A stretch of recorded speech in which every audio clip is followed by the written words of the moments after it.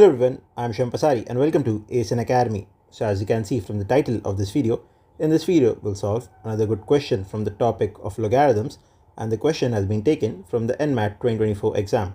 Now the question is as follows: what is the value of log 27 base 9 minus log 9 base 27?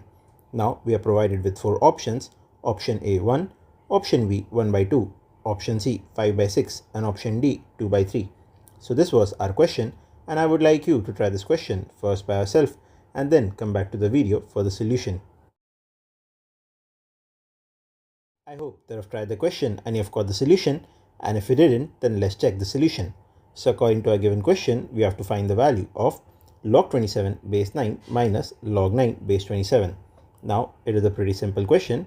What we have to do is we just have to represent 9, 27, 27 and 9 in terms of powers of 3, and we will be easily able to solve the question.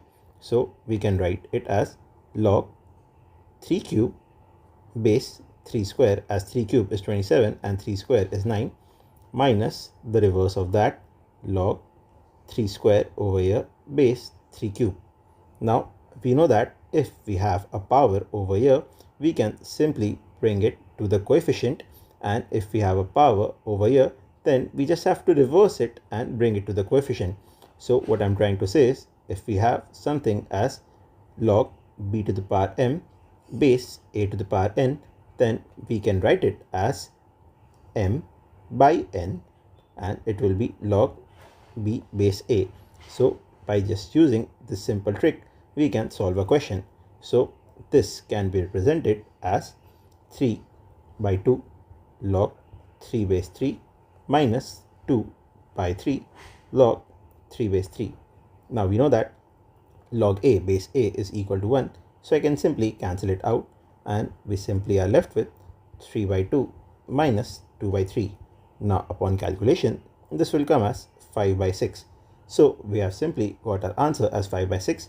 Now what we have to do is we just have to remember this, that log b raised to power m base a raised to power n can be simply written as m by n log b base a, and we also have to remember that log a base a is equal to 1. So by just using the properties of logarithms, we can solve each and every question, and according to this, our answer is option number C, 5 by 6.